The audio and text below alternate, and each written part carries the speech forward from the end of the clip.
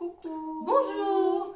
Dans aussi une nouvelle vidéo qui sera sur l'histoire des rois de France. Voilà, on disait ça, cette vidéo-là qui sort un peu du contexte rigolo, car on aime beaucoup l'histoire, se renseigner et se cultiver, même si on dirait pas sur nos vidéos. Voilà, donc on va faire un top 10 des rois qui ont plus marqué la France. Enfin, l'histoire de France. Voilà, qui ont plus par rapport à nos recherches et nous, de nos connaissances. Donc dans le top 10, et on l'a fait par ordre Chronologique. Chronologique. Voilà. Je vais y arriver. Donc on va faire un tour de rôle, donc c'est à moi de commencer. Donc je vais parler de Clovis. Donc il est né en 466 à Tournai. Il est mort le 27 novembre 511. Il est mort, il avait 45 ans. J'ai dit qu'il était mort à Paris, je sais plus ce que je crois pas. Bon bref, il est mort à Paris, il a régné de 481 jusqu'à 511. Donc il a été le premier roi à réunir les tribus franques sous une seule bannière. Donc premier roi des chrétiens, des francs pardon. Avant son bref règne en tant que roi des francs, les territoires étaient gouvernés par des groupes de chefs.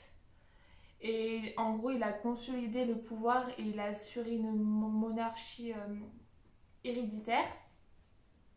Clovis est né païen et il s'est converti au christianisme.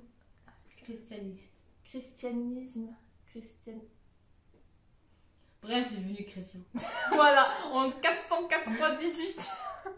Voilà. À la demande de sa femme Claudine II. Je vais y arriver. Beaucoup ils ont suivi et beaucoup suivi et marqué. Mais c'est pas français ça. Ouais, beaucoup suivirent et marquèrent le début de l'allégeance de la France à l'Église catholique et au futur pape de Rome.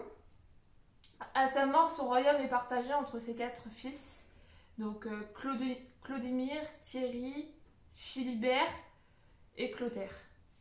Et voilà.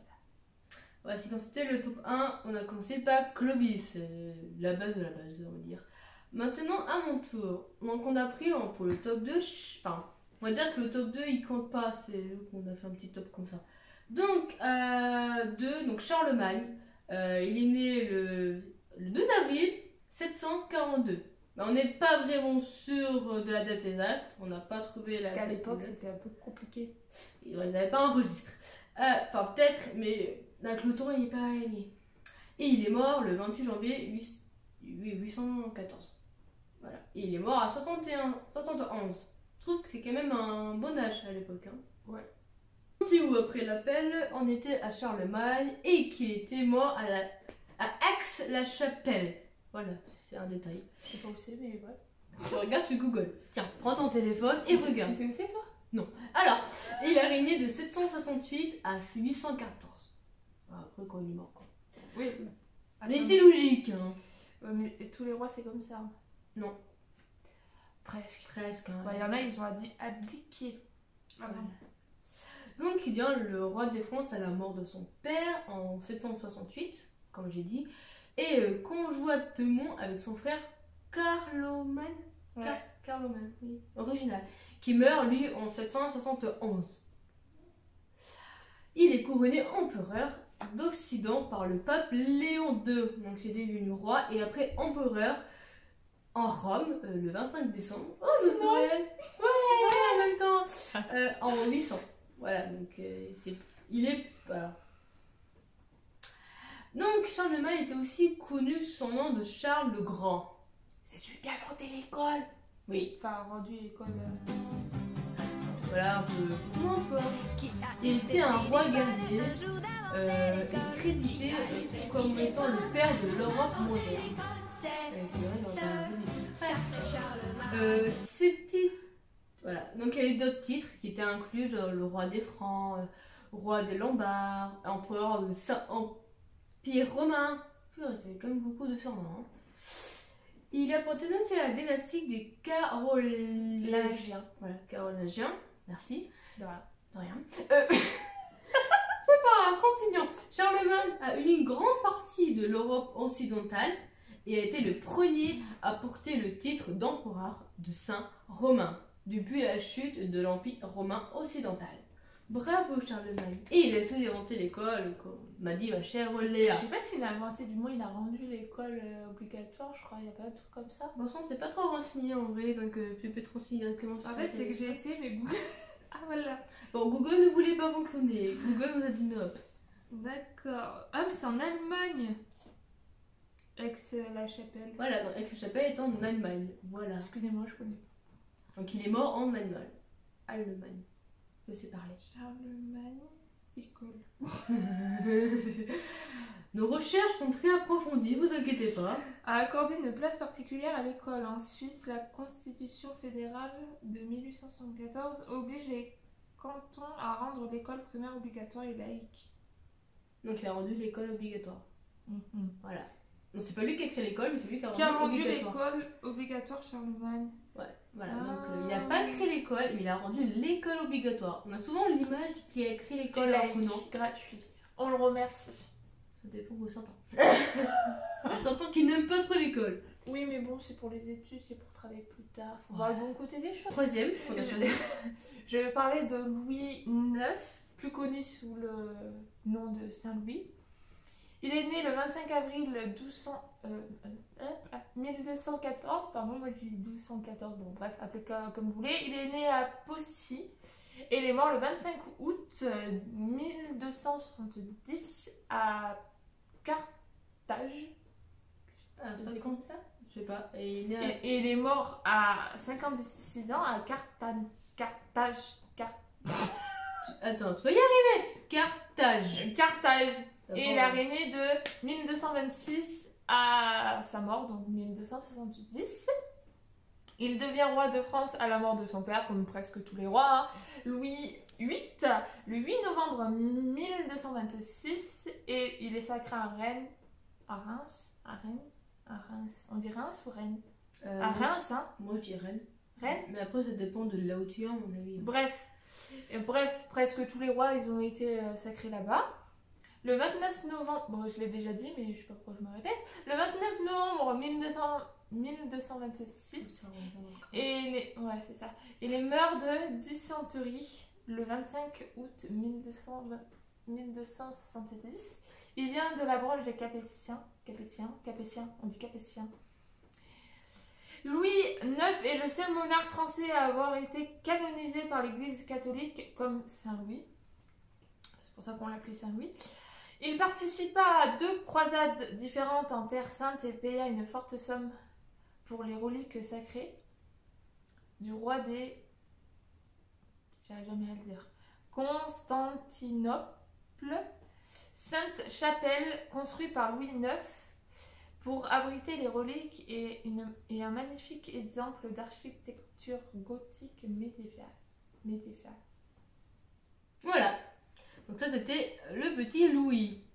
Bon, maintenant on va passer au suivant. Petit, je pense pas qu'il était petit, mais on va dire qu'il était petit. Enfin je sais pas, tu connais sa taille exacte? Non. Voilà. Je connais juste pour comment il s'appelle. Ton téléphone. François Ier. Ah, c'est la tête de François Ier, magnifique. Je sais qu'il était grand. Il était vraiment grand, il était large. Enfin large en... Oui, on est prêt. Ouais, t'as compris. Il était musclé. Voilà, pas toi. Bref, son quatrième, donc il n'est pas François, il reviendra plus tard, lui. On va parler à Philippe IV, si je sais bien lire le romain. Oui, c'est ça. Voilà. Donc il est né en 1268 à Fontainebleau. Voilà. Fontainebleau, on dit. Ah bon? Il me semble, on dit Fontainebleau. Le château de Fontainebleau. Je sais même pas. Bref, vous avez compris. Et il est mort le 29 novembre en 1314. Voilà, à 46 ans. Et il est mort au même endroit. Et voilà, il est mort au même endroit, tant qu'à faire. Donc il a régné de 1285 à 1314, ce qui est à peu près logique. Voilà, donc c'est le petit-fils de Louis IX. Donc Saint-Louis. Voilà, donc on a parlé avant. Ah, il s'est bien fait les choses. Il devient roi de France à la mort de son père Philippe III, le 5 octobre à 1285. Et il est sacré à Reims le 6 janvier 1286. Je sens qu'on va se faire huer. On dit Reims ou Rennes. Reims, moi je crois on dit Reims. Au pire, regarde sur internet la prononciation. Rien sur... Au pire, on verra bien si on se fait insulter. On comprendra pourquoi. Voilà, on le surnommait le Philippe le Bel. Voilà, ou le roi de fer. Ce petit surnom. Le Philippe IV régnait véritablement d'une main de fer, d'où ses surnoms.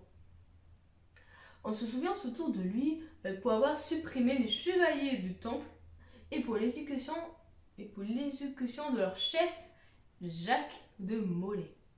Voilà, c'est gentil petit Philippe. Hein. Voilà. Donc les chevaliers du temple étaient un ordre militaire catholique de nobles qui devient très puissant en raison de leur domination économique. Qu'est-ce qui t'arrive? C'est Reims. Merci de votre réponse.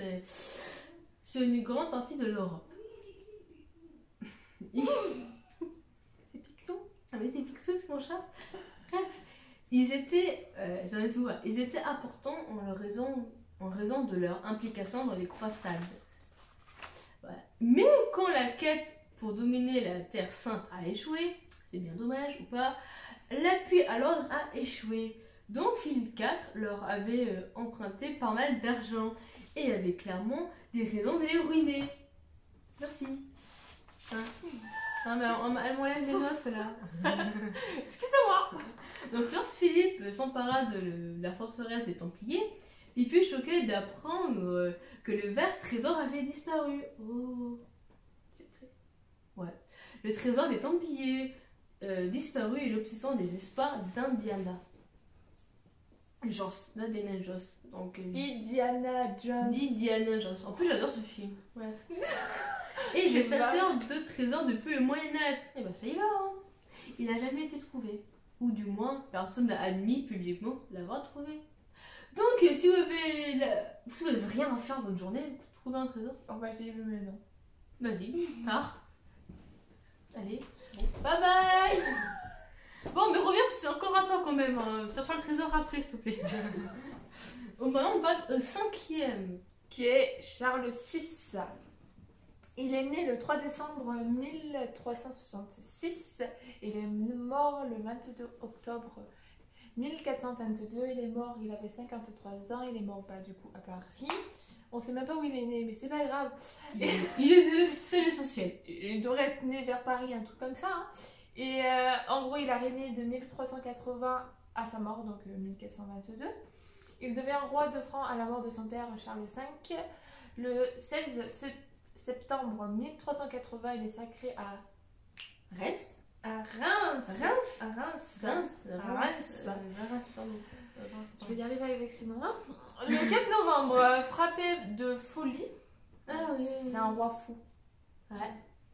D'où son surnom. Voilà. Et bref, il est frappé de folie en 1392. Il est mort le 21 octobre.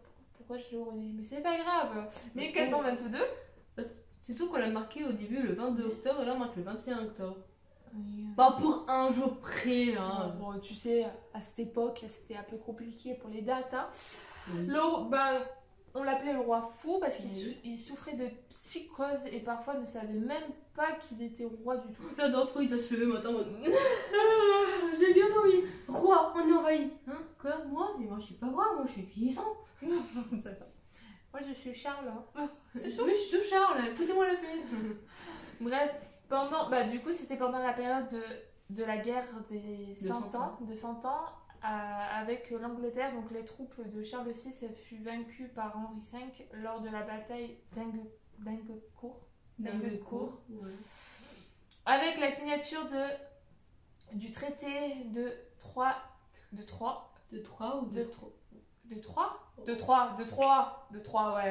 En 1420. Et Charles abandonne ses rites ancestraux du trône de France au profil du roi Henri V d'Angleterre, à condition qu'il conserve sa royauté jusqu'à sa mort. Son fils héritier légitime a été déshérité, malheureusement pour lui. C'est bête pour lui, hein. Ou pas. Le triste héritage de Charles VI est celui d'un monarque malade mental qui a donné son royaume. Bravo. On n'applaudit pas ce roi. Et il n'a pas que des rois bons, hein. Ah non, des rois, ils sont complètement chnabrés. Ouais, on peut. Et nos présidents, c'est la même chose ou pas? Ils souffrent de psychose. Donc Macron, c'est souffre de psychose. Je rigole. Je pense que beaucoup de gens seraient peut-être d'accord avec toi. Hein. Peut-être pas. Peut-être pas. Bref, maintenant on passe au 6e. Avec un Charles, toujours. Donc Charles 7, j'ai du mal à lire. C'est d'être le petit-fils de mon Charles à moi. De son Charles. Ah non, c'est mon fils. Non, elle se croit pour Charles. Arrête d'être possédée par Charles. Tu n'es pas possédée. Faut chercher une croix là. Bref, on était où? On n'a pas de croix ici, t'inquiète. On n'est pas chrétien dans ma famille. T'as une lampe si tu veux là-bas, rouge. Ah bref, à toi. Mais bref, moi. Donc il est né le 22 février en 1403 à Paris. Comme beaucoup de rois, j'ai l'impression. Ouais, pas tous, mais ouais, on va dire à peu près. Ouais. Bref. Bon, bref. Et il est mort le 22 juillet à 1461, à 58 ans. C'était un âge à peu près normal à l'époque. Oh purée, c'est quand c'est excusez-moi. Mais Mais sur Èvre. Voilà, donc c'est pas où c'est. Voilà, mais il est mort là-bas. Et a régné de 1422 à 1461. Ouais, donc en gros jusqu'à sa mort. On va dire ça à chaque fois, mais bon. Oui, jusqu'à sa mort. Mais en fait, c'est tous, hein. Ouais. Presque Oui. tous. C'est rare qu'ils ont encore régné après leur mort. Louis XVI. Il a régné après sa Non, mort. non, lui, il a dit qu'avant. Oui, mais lui, c'est un peu différent. Il a été guillotiné. Mais non, on en reparlera après. Oui, lui, on en parlera après, mais en attendant, on va retenir son petit Charles VII, qui a été devenu roi de France après la mort de son père, Charles VI. C'est bon. Voilà, c'est Charles. Maintenant, c'est Charles VI, tu vas mourir. De base, c'est déjà mort. Hein. C'était un homme. Eh bah putain. Et donc, le 21 octobre 1422. Voilà, donc, mais il refuse d'intérier le traité de Troyes, donc lui, il n'a rien à faire, qui est le déshérité du profit d'Henri V d'Angleterre. On est là, ça tombe un peu le... Voilà. Et il sacré à... Voilà, le 17 juillet 1429, grâce à l'aide de Jeanne d'Arc. Hein, on la connaît, Jeanne d'Arc. Hein. Malheureusement, elle est morte. Oui. Je t'aime, Jeanne d'Arc. Bon, déclaration d'amour, magnifique. Bon, en tout cas, Henri VI, en tout cas. Non, c'est Charles. Merde, Charles. Je viens pas de l'Angleterre, moi. T'aimes pas l'anglais? Non, ça a été toujours nos pires ennemis. Ah, mais en plus, c'est un anglais que vous avez commenté en commentaire. Excuse-nous. Bref, donc il est dérécité par son père, donc voilà, Charles VI, à l'âge de 17 ans. Moi, à 17 ans, je cherchais des études. Bah, on était en pleine étude. Ouais, j'étais avec toi. Voilà. Quand Charles part en bourg, enfin de fonder sa propre cour. Il en a rien à foutre et veut être roi. Grâce à Jeanne d'Arc. Voilà, Jeanne d'Arc, cœur. Love. La France était dans le chaos, et non seulement à cause de la guerre de 100 ans, qui a quand même fait des jolies morts, mais aussi à cause d'une guerre civile en cours entre les Armagnacs et les Bourguignons. D'accord. Ouais. Bah, ceux qui viennent de Bourgogne. Oui. Et ceux qui viennent de Armagne. Enfin, je crois. Pourquoi en bourguignon, ça me fait trop penser à la nourriture. Ouais. J'imagine trop des bourguignons qui se battent. Bourguignonne. Nos bourguignons qui se battent. Bref, et donc Charles avait presque perdu tout espoir, ce qui est un peu logique entre ses finances et son soutien. Et encore ses finances et son soutien, bah, c'est à cause de son musulmanisme. Bref, c'était le bordel. Lorsque Jeanne d'Arc lui a présenté à la cour, elle est devenue la championne spirituelle Oui. et guerrière de la France, J'y crois. menant les soldats au combat contre les Anglais. Tu vois, contre les Anglais, c'est pas nos amis, c'est nos ennemis. À l'époque, maintenant c'est plus le cas.